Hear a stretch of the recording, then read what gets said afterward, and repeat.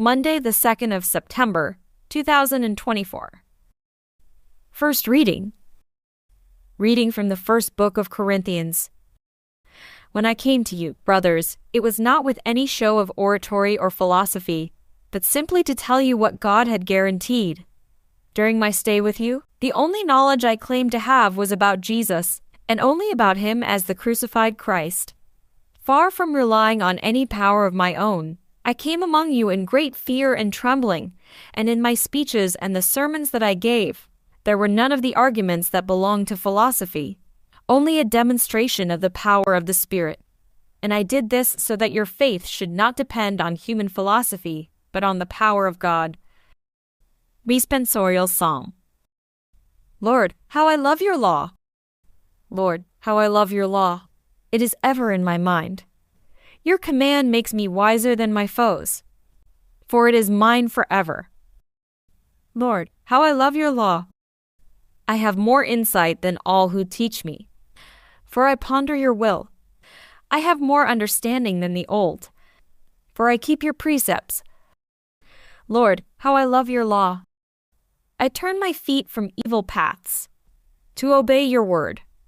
I have not turned from your decrees. You yourself have taught me. Lord, how I love your law! Gospel acclamation. Alleluia, alleluia!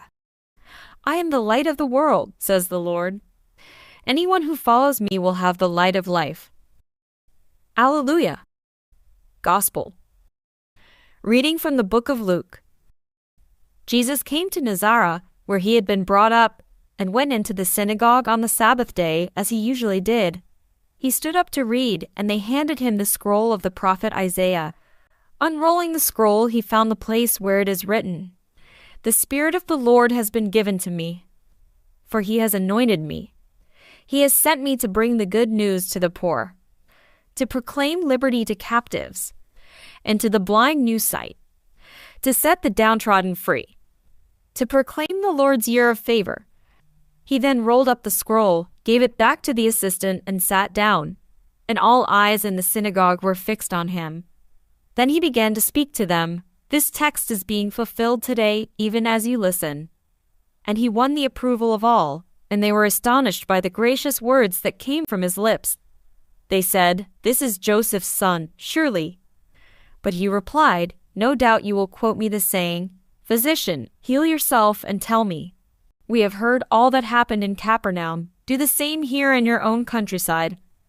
And he went on, "I tell you solemnly, no prophet is ever accepted in his own country. There were many widows in Israel, I can assure you, in Elijah's day, when heaven remained shut for 3 years and 6 months and a great famine raged throughout the land. But Elijah was not sent to any one of these. He was sent to a widow at Zarephath, a Sidonian town. And in the prophet Elisha's time there were many lepers in Israel, but none of these was cured, except the Syrian, Naaman. When they heard this, everyone in the synagogue was enraged. They sprang to their feet and hustled him out of the town, and they took him up to the brow of the hill their town was built on, intending to throw him down the cliff. But he slipped through the crowd and walked away. Gospel of the Lord.